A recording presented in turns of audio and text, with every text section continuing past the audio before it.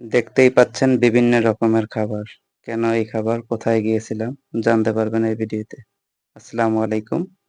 এখন যে রাস্তাটা দেখতে পাচ্ছেন এটা হচ্ছে গাজীপুর বাইপাস। এই রাস্তাটা থেকে বাণিজ্য মেলায় যাওয়া যায়। ৩০০ ফিট দিয়ে বের হতে পারবেন। ঘোড়াশাল যেতে পারবেন, নরসিংদী, বুলতা গাউসিয়া যাওয়া যায় এই রাস্তা থেকেই।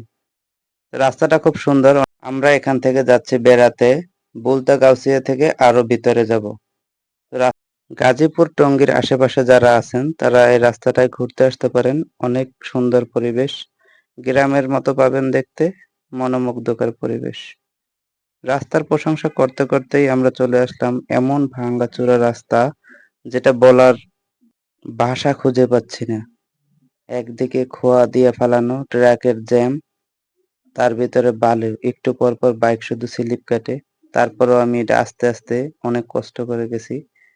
কোনো জায়গা দিয়ে যখন যে জায়গায় ফাঁকা পাইছি সেখান দিয়ে গেছি, কখনো ডান দিক দিয়ে কখনো বাম দিক দিয়ে।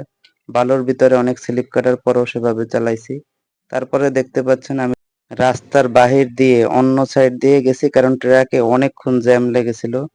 এভাবে যেতে যেতে আমরা যখন কাঞ্চন ব্রিজ পর্যন্ত যাই, কাঞ্চন ব্রিজের উপরে প্রায় ১ ঘন্টা একই জায়গায় দাঁড়িয়ে থাকি।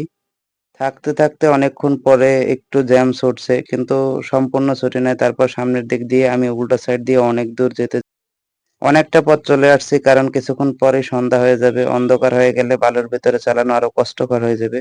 তো আপনারা দেখতেই পাচ্ছেন সন্ধ্যা হয়ে গেছে। আমরা বুলতা গাউসিয়ার কাছাকাছি চলে আসছি। অবশেষে অনেক কষ্টের পরে চলে এলাম।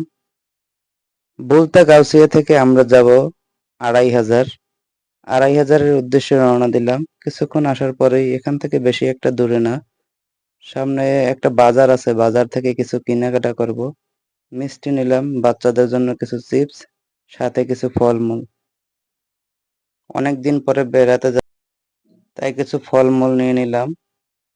অবশেষে শ্বশুরবাড়িতে এসে পৌঁছাইলাম। এখন আমাদের খাওয়া দাওয়া দিবে। যেহেতু আস্তে আস্তে রাত হয়ে গেছে সেহেতু আর অন্য কোনো নাস্তা দিতে নিষেধ করেছে। অনেক পরিশ্রম করে এসেছি, ক্ষুধা লাগছে তাই ভাত খেয়ে নিলাম। এটা ছিল সকালের নাস্তা। আজকে বিকেলে আবার চলে যাব। সবগুলো তো আর ভিডিও করা সম্ভব না, আমি যতটুকু পারছি ততটুকু করেছি, কারণ অনেক মানুষের মাঝে কে কি মনে করবে। অনেক ধরনের খাবার দিয়েছে, হাঁসের মাংস, গরুর গোস্ত, চিংড়ি মাছ, সবগুলো আমার পছন্দের খাবার। আজকের ভিডিও পর্যন্তই। ধন্যবাদ সবাইকে। আল্লাহ হাফেজ।